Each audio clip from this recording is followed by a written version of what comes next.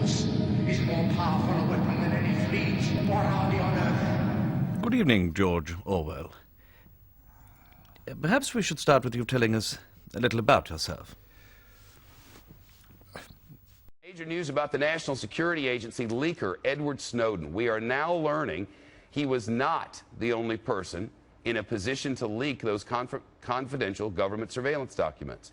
In fact, a report from the Director of National Intelligence shows that more than 1 million other contractors, let me say that again, 1 million other contractors and non-government workers, plus more than 3.5 million government employees. So 4.5 million people hold security clearances to access secret data. 4.5 million people. Fox News senior judicial analyst Judge Andrew Napolitano appeared on this program and said that Ed Snowden is a hero because he exposed details of these surveillance programs. I would describe this man as an American hero, as a person willing to risk life, limb, and liberty in order to expose to the American people one of the most extraordinary violations of American principles, value judgments, and the Constitution itself in all of our history.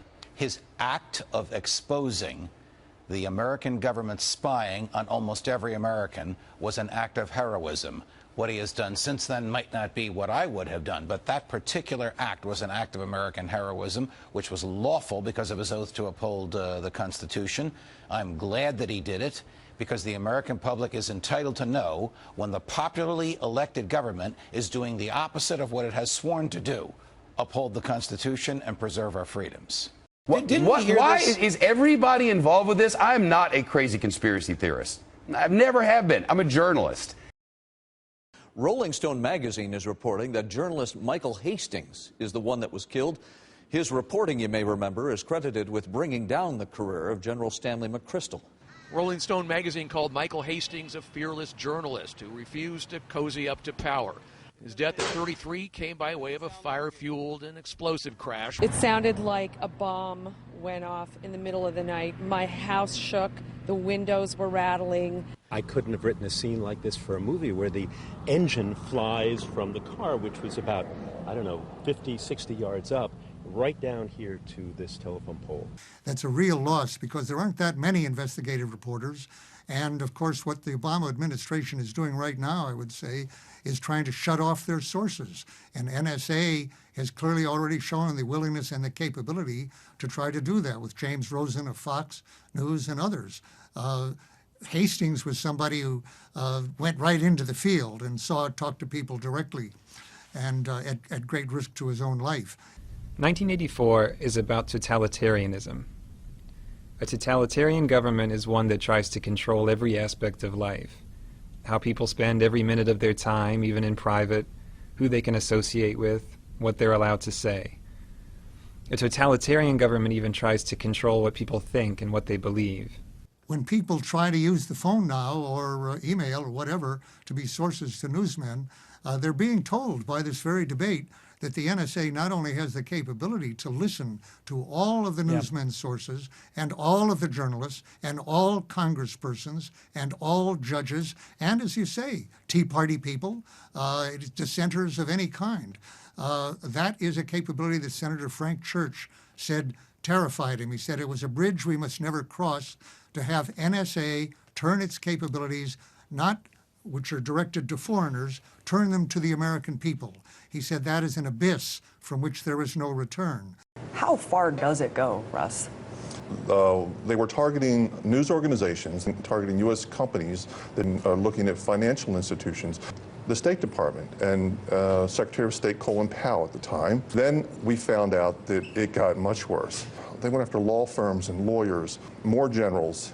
General Petraeus was one of the guys. It seemed like right about that 3-star level was they were going after admirals and generals. They went after the Supreme Court, of which I held Judge Alito's paperwork NSA used to spy on Judge Alito. Judge Alito, high-ranking intelligence officers, David Petraeus, Barack Obama.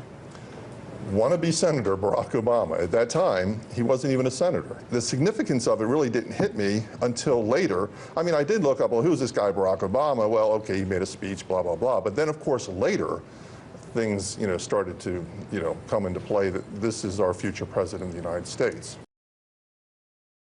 1984 is, I believe, a quite terrifying masterpiece.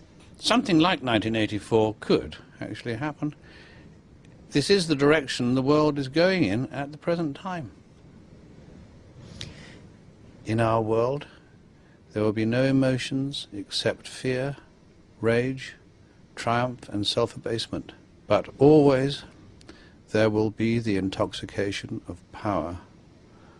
Always, at every moment, there will be the thrill of victory, the sensation of trampling on an enemy who is helpless. If you want a picture of the future, imagine a boot stamping on a human face forever. The moral to be drawn from this dangerous nightmare situation is a simple one. Don't let it happen. It depends on you. The greatest fear that I have regarding the outcome for America of these disclosures is that nothing will change. People will see in the media all of these disclosures. They'll know the lengths that the government is going to grant themselves powers unilaterally to create greater control over American society and global society.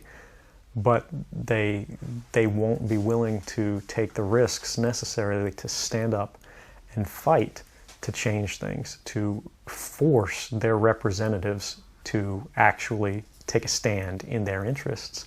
It's only going to get worse. A new leader will be elected. They'll flip the switch, say that because of the crisis, because of the dangers that we face in the world, some new and unpredicted threat, we need more authority, we need more power, and there will be nothing the people can do at that point to oppose it, and it'll be turnkey tyranny.